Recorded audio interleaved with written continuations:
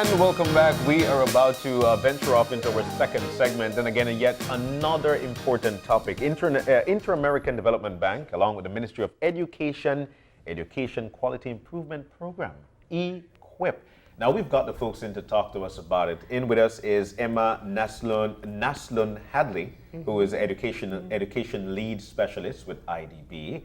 And of course, Deborah Domingo, no stranger to us, who is the Chief Executive Officer in the Ministry of Education. Good morning, and it's so nice to see you. Welcome. Good morning. Thank you for having us. Reading about it and seeing what's going on, especially when it comes to the educational system in the country, listening, of course, to what we're about to venture off into. Definitely a wonderful idea to the country.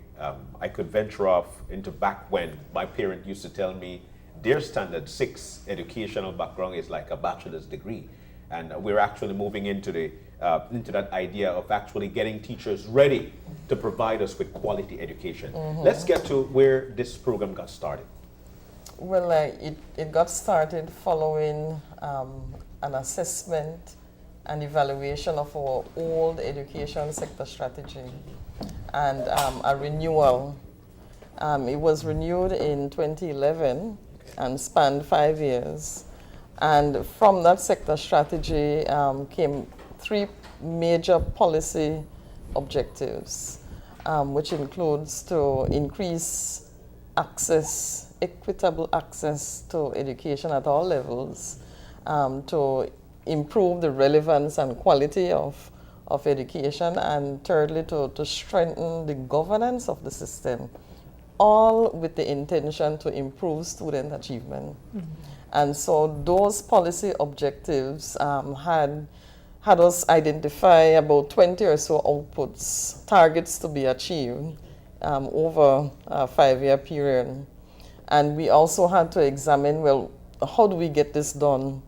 And so we explored our partnerships, particularly with the Inter-American Development Bank and the Caribbean Development Bank.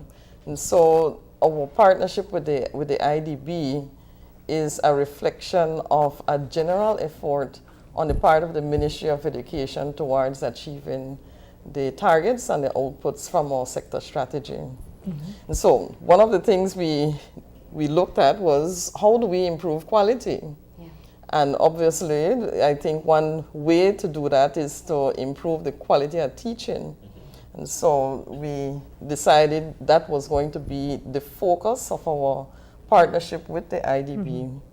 And so that governed our discussions with them and the various projects that fall as a part of this program. And when we analyzed, like, how do we design this program, then we did a really thorough assessment of what teaching looks like in Belizean classrooms.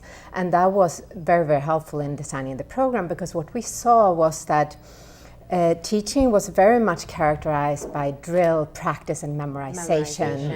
And we know there's a whole literature out there and experiences, international experiences on how students learn. So we know very well of what needs to happen in the classroom for students to learn.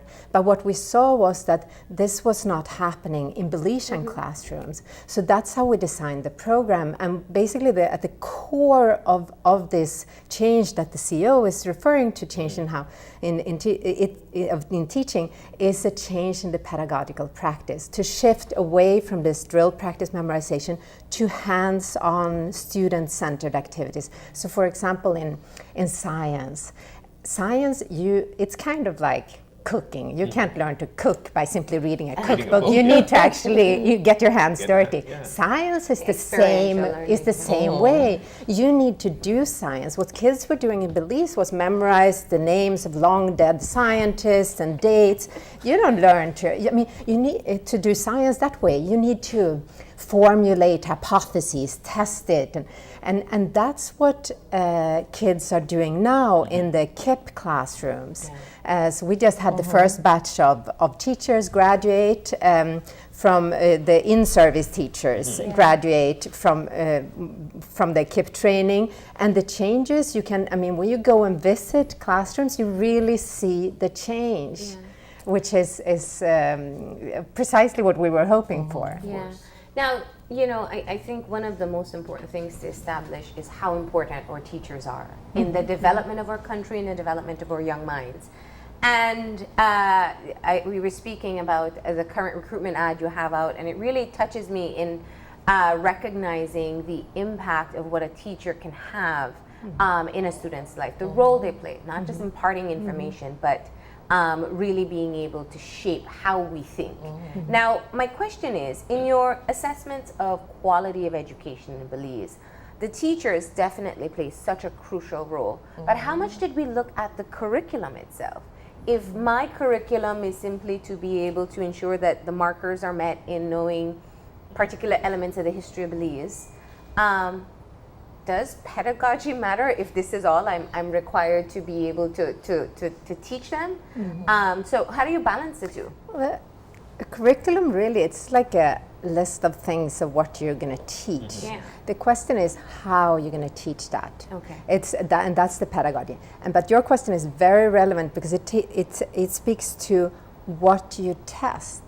And the ministry is very clear, just like other ministries of education in the region, that what you wish in this country kids to learn is problem solving, critical thinking, but still, if you look at the tests in Belize, just like in other countries, when you look at the national tests, you test content.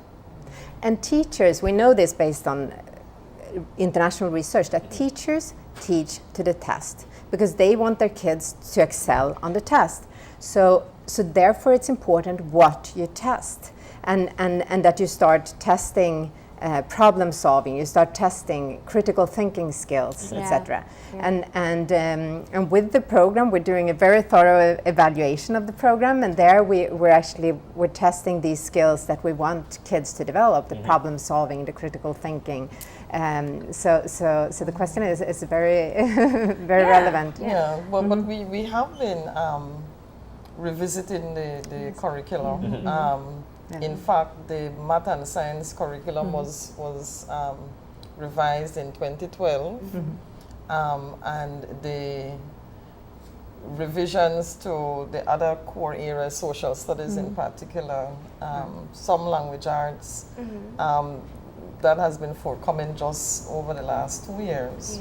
And so we have, I think, right now, teachers with a new set or revised set of learning outcomes that speak to the process skills, the critical thinking skills, and it is our intention to ensure that the standardized exam, both the BJAT and the PSC, also reflect the government's ministry's assessment of the extent to which those skills have been achieved. You know. I'm so glad you brought that up. That was really the next point I was going to, because we know how much pressure we put on our children and our teachers and our schools in performance for specifically the PSC. And it can become, because if it's a quality marker, it's a quality of your teaching skills marker. So it becomes so exam focused by the latter parts of your primary school education. How do we undo that culture when you go into your teacher training to tell them about the different skills that they can use, to not keep in mind that they're going to have a standardized test that doesn't necessarily test the skills they'll be teaching? How do we undo it? It requires a paradigm shift. Of course. And we are right now revisiting even the instrument we're using to observe teachers in the classroom. As when you look at that instrument, we're really identifying teacher behaviors. And that's good. But we need to focus more on student engagement and learning. Yes. And so that is the shift that we're trying to make, and we are being assisted in that area through the IDB to even look and observe teachers differently. That we don't simply use a checklist They say, oh, the teacher did A, B, and C. Well, while the teacher was doing that, what were the students doing? Oh, please let me jump in with a point here. This is so important to me because people don't understand these skills as a child is what translates to active citizens later That's on right. in life. You know, if you That's feel right. compelled to be involved as a child, and I don't have the research, we just see it from experience. So I've visited different classrooms. I have school tours here, and I love a bunch of children who will ask questions, who will come in and want to interact. And it really worries me when I find children who are so robotic. Right. Good morning, sit, listen, no questions, yes ma'am, no ma'am. And you know, once upon a time, probably when I was in school, that was great. That was a excellent class. But we know those aren't the skills that children need to have. That is right. But if you, I invite you to visit the KIPP Yeah. classrooms Yeah. because Yeah. we've been visiting the classrooms, and you really see the shift. And also, what the CEO is referring to is the test, and also very related to that is a video study that we're doing where we're filming the KIPP classrooms and the classroom that have not yet received a KIPP, and we're contrasting the pedagogical practices and contrasting what is happening. And there, when we code those videos, we really see the difference. We see precisely what you're referring to, that you have these kids that are engaged, getting excited, getting their hands dirty, doing science, and even in math, it's visualizing the mathematics, where you, instead of just memorizing formulas, you actually develop a conceptual understanding for the mathematics. And in this video study, you see those differences coming out. And we also see, which is very important, which I just presented yesterday, some results from very rigorous evaluation that we're doing. It's like in evaluation terms, it's like the gold standard of evaluation, because to decide what schools went first with the KIPP program, we randomized so that you have half the country's primary schools receiving a KIPP first, and the other half getting it later, and then we can compare what's happening, and we already see very substantive learning improvements in the children in the KIPP schools. So that's it has us very excited, and it's very, very promising. So making this pedagogical shift really changes what's happening in the classroom and what kids learn from their education. So KIPP is being rolled out in the primary school setting. Okay. So tell us some of the details as to how the pilot is going, the training is going at this point. Are you working with the entire school, including administration? And how many schools are we reaching out? Are we working with at this point in time? It requires a whole school effort, and the school leaders must be on board. And I think to date, we have covered about half of all primary schools in the training. So right now we have distinct groups of schools that have benefited from the participation in EKIP and those that haven't. There are obviously other things that need to be done. Some schools that have participated, we're seeing the impact on learning, on math anxiety even, as we're doing the evaluation. Si say I get anxious.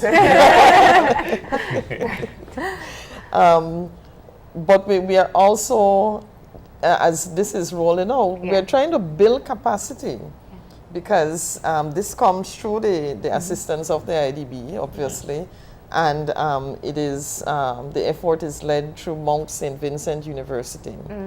So they provide the facilitators, they help to organize the training, but they won't be here beyond a certain time. And we need to have the capacity within the Ministry of Education to carry it out. Now, if this is working so well with half the schools in the primary schools in Belize improving significantly, particularly in the area of science and math, then there's an obligation to roll it out to all schools. That's true. And is so that that, going to happen? yeah, well, And the issue of sustainability that you bring up is so important, obviously. and that's why, I mean, we have the support from this Canadian teacher training college that we've contracted, but they're training the teacher education institutes. Yeah. So that, and that's precisely to speaking to the For the point of sustainability, sustainability. that to have this local capacity, so that you have a capacity in the country to work with these approaches, and so that the TASE, the teacher education institutes, they don't continue to train teachers in drill practice and memorization, but that they actually make this shift for new teachers also, and that they can have the capacity to do in-service training So- for existing teachers. This is going to be a part of the coursework at UB, because we have our teacher education program, well, not just UB, all over. right. All Yeah. the- All institutions Yes, and offering there- teacher training. And we've trained now 86 teacher education instructors at UB and the other TASE, and the idea is that they continue to teach future teachers and current teachers to use these approaches. This type of a paradigm shift, I think one of the things, when you hear it, people may be concerned about is discipline. You know, we have a particular standard as to what the expectations are of our children in a classroom, and I want to ask what that was like. How have you measured the discipline of the children in the classrooms? We know they're engaged, but talk to us about that area. I love that you asked this question because it's something that doesn't come up only in Belize, but the Inter-American Development Bank, we work throughout the region. In Belize, this year we're celebrating 25 years anniversary here in Belize, but we work throughout the region. And this issue comes up all over. And teachers are, the reason that they are not, for example, in science, doing experiments is precisely speaking to this point, that they're afraid of losing control of their classrooms. So in the teacher training, it's something that you have to work with the teachers to do this shift, because even we have teachers who resist even changing the desks so that they work in groups. They want to have them in rows. They want kids to be quiet and listen and take notes, because it's this perception that that's what education should look like. And it even happens that you have parents who complain when they see it's too much play going on in the classroom, and because to them it looks like playing. So we're also working with parents. We had the aim to train 350 parents. Yes. Now we're actually reaching, by December we're going to have 800 parents trained, and it's to make parents aware of this shift in pedagogy, so that they understand also, and don't put pressure on the teachers to have order in the classroom, because kids learn more when they're engaged. Of course. Kids learn more when they have fun. They learn through play. Exactly, Yeah. exactly. You know, I'm and- so glad you brought up the parent one. I wanted to get into just very quickly, because we know, it's not just teachers and children, it's teachers, children, and parents at home. And again, I go back to this heavy pressure. We see it from friends, from family members. Sometimes even if you're a parent yourself, you catch yourself focusing so much on the grade itself than what the child is learning. What is the experience like with the parents? Because I imagine that they're still just thinking what's going to happen at the end of Standard 6.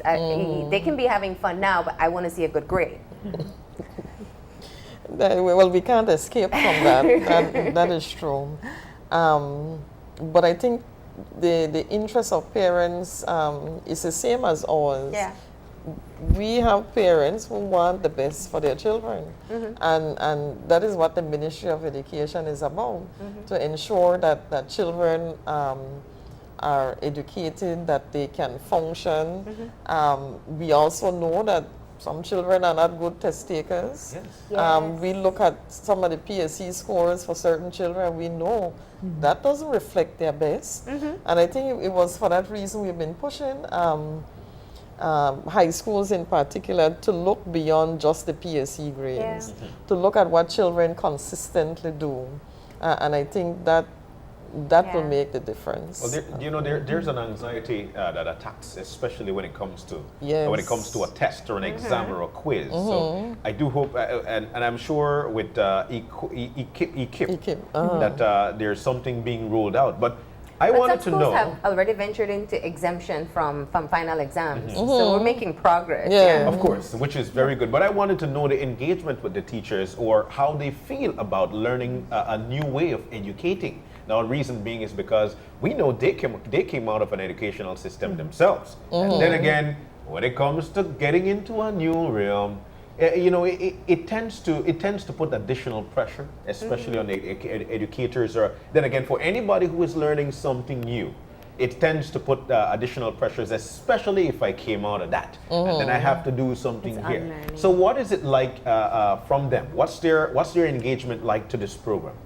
There's The educators. There's been some educators that have shown some resistance initially, not because they don't like the pedagogy, but some have said that, oh, this is great, but I need to focus on preparing them for the PSC or comments like that.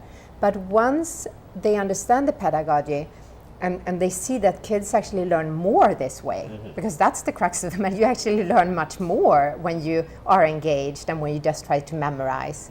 Then they embrace the approach. So the response that we've had has been overwhelmingly positive from parents and from educators. Yeah. And one of the parts that they appreciate the most is that we now have in Belize a cadre of trained coaches. So it's not just that you receive a pull-out training session and that's it, and the training is over. You receive constant support in your classroom from a coach that help you make this shift. And that has been key to the success. And I think now when we also have the test results that show how much more they learn, teachers are going to be even more committed to this new way of teaching. Well, we're also mindful, though, that what you don't monitor won't happen. And it speaks to, I think, a continued role of the Ministry of Education to monitor and provide support. There was a midterm evaluation of EKIP that was recently completed, and I remember one of the statements being made by the children who participated in the data collection was that we love when the coach is present. What can we infer from that? Well, when the coach is present, We do what we're supposed to do. exciting things happen, right? And so we know that as the ministry, where school leadership might be a little shaky, Yeah. that we need to provide that additional support and monitoring. Because while the teacher will be the transformative agent in the classroom, there is no education system that can be changed without a cadre of school leaders who buy into that vision. need that buy-in, and yeah. Exactly, and will be Because they'll be your first present. monitors. That Yeah. is right. Exactly. That is right. Now, speaking of support, I think one of the critical issues that we really don't speak about very often is materials. Our schools are set up for chalk and talk. That's it. Yeah. Nothing else. And we know teachers invest in their own classrooms if they take the initiative to do so. And if you're talking about experiential learning now, or even just trying to make something, pyramids, cubes, whatever for math, that's additional materials that classrooms don't come equipped with. So what's the support that's taking place on that level? Yeah, so the KIP program provides materials, durable, high-quality materials, which to allow you to do hands-on mathematics, where you visualize and understand math. You have cubes, you have rods, you have counters, everything. Yeah. And in science also, science materials. And we know that at the primary level, you don't need fancy science labs, but you do need materials, you need science materials.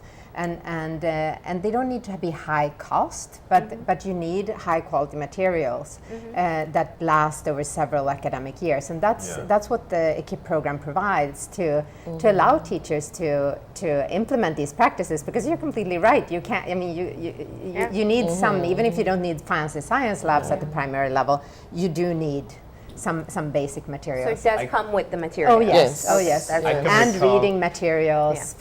for English. I can recall not too far back, they were talking about rolling out tablets or these devices in a classroom. Would these be helpful? Are these helpful? Do they take your mind off what you have to learn? As a specialist, can you talk to us about putting in that kind of technology in a Well, classroom? the research is pretty mixed. What we know for a fact is that simply giving out tablets or computers without changing pedagogy, that doesn't work. That does not improve learning. We know that. The change has to be in what you're doing in the classroom. And then if you implement education technologies with teacher training and you change the way of the pedagogical process in the classroom, then you're going to see change. But simply distributing them is not going to change anything. In the KIP program, we don't do tablets or anything like that. It's simply very basic materials with the aim of making it very cost effective. And so we've already calculated, like for every $100 invested per student, how much more learning you get from that. So we have those calculations, and we know then that the KIP approach is very cost effective. And of course, if we start adding very costly materials, then it might be less feasible to scale it. So that's I'm not saying that it's something that shouldn't be done in the future, but right now in the KIP program, that's not part of it. So CEO, what's the plan in terms of continuity, especially if we have these wonderful involved learners at the primary school stage and then they go to secondary and it's back to the chalk and talk? Yes. Well, our education sector strategy spanned 2011 to 2016. We're in the process of assessing and evaluating for another sector strategy. And the focus, I think, will continue to be on basic education. Yeah. But one of the things we are mindful of is that basic education just can't be primary anymore. Yeah. Basic education must also include the secondary level. Yeah. And so there is an ongoing project to rationalize and diversify the curriculum at the secondary level. And that is taking a while, but it is an effort that I'm certain will be informed by our human resource development strategy for our country. It is also informed by our national development plan. And so that is the approach we are taking at the secondary level, because you're right, they need to be in on it. Yeah. And for the way forward, we're thinking that, at the high school levels, even at the primary school level, while we continue to focus on building skills and competencies, our people are so creative. Yeah. Innovation has to be at the heart of what we do, at all levels, but certainly at the secondary level. And so we want to continue to focus on skill building, but certainly to tap into our creative juices and to get students to be more innovative. Now, I want to bring it back to just looking at what you have been able to accomplish so far in the past year. Obviously, you had targets. It's a partnership, and you have the funding coming through the IDB. But where have you found gains that perhaps you weren't expecting? Where did the program exceed your expectations? In science learning, we've already exceeded the learning gains that we were hoping for. So that's very encouraging. Yeah. That the learning gains are so large. Also, the response from parents have been greater than we thought. We had a much lower target for the end of this year. We had 350 parents trained, and we're going to have 800 parents who have been trained in how to support their kids and how to support teachers and understand what's going on in the classrooms. And so the response has been much greater among parents. And is there a way for parents to be a part of it? How can they be a part of it? And I'm asking this because most of the scariness of not wanting to fail comes from how we treat our child or children when they've failed a particular subject. We tend to resort to even wanting to whip, or the disciplinary action is it's hard on them. So how can parents be a part of this program? Because it's very important. Well, Emma mentioned the workshops, but remember, this is happening within the context of other efforts within the Ministry of Education.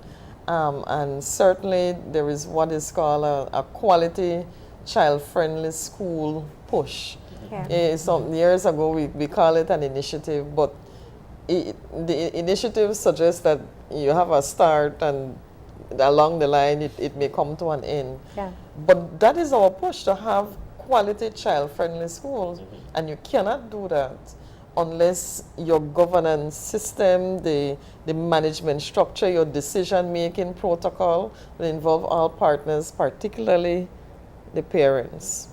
And we have been, through the district education centers, the education officers have been very good at providing support for schools as they try to reach the standards for quality child-friendly school.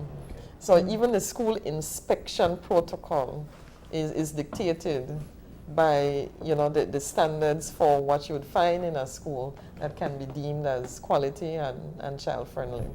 So as we get more schools involved, as we assist them further, we should have more parents' participation. And there is also a parents' policy from the Ministry of Education. It was crafted a couple of years ago, called the Parents' Bill of Rights, which we are kind of anxious to launch formally. And I think it might be a good time given where we are in the system. Yeah, and rights come with responsibilities. We always teach kids that, right? That's right. Now, and from your own experience, obviously, you're able to see changes within the children, and I think that's where our heart lies. That's where we really want to see the impact and where people's interest typically is. What's the difference between a child before the institution of these new teaching practices and the child that you see today? Both of you, I'd love your insight. Yeah. Well, in the equipped classrooms, they are more comfortable to experiment, to speak out, and so the communication skills have improved. I think for those children, they question a lot, they ask, they're very inquisitive, and so they are children. You see them playing, and there are some skills that you don't intend to teach, but you end up teaching just by the way you teach. And the ability to collaborate, to work as a part of a team, which is such an important skill now and certainly later in life, I think is one of the things we have observed, that they're able to help each other, to negotiate and to come to consensus. They're able to resolve conflicts by discussion, which were not intended objectives, but those have certainly come out of the way the teachers have been approaching the teaching of English, math, and science as a part of the EKIP program. And just complementing, those are changes in the kids, but some of the changes that we see in the teachers is that they don't see themselves as much as transmitters of knowledge, but more facilitators of learning. And that the difference between those two views of their role as a teacher, that's huge. Yeah.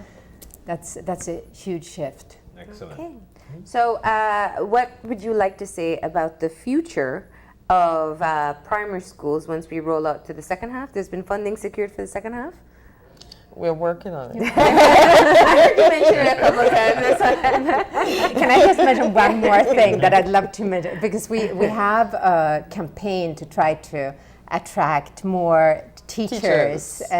Or more candidates to the Teacher Education Institutes ongoing. And in January, I think it is, then we launch a second part of that campaign where we try to attract high quality male candidates. And because it's very important to have male role models, to have male teachers also, and not just, it should not be only a female profession. So just a call out to all you young men in Belize who really want to do something important with your life, become a teacher. All right. Thank you very much for being here and providing this update as to the great things happening in the classrooms. We appreciate it. Thank you for having us. We're going to go ahead and take a break, and when we come back, we'll be talking about the upcoming elections for the Football Federation of Belize. So stay tuned.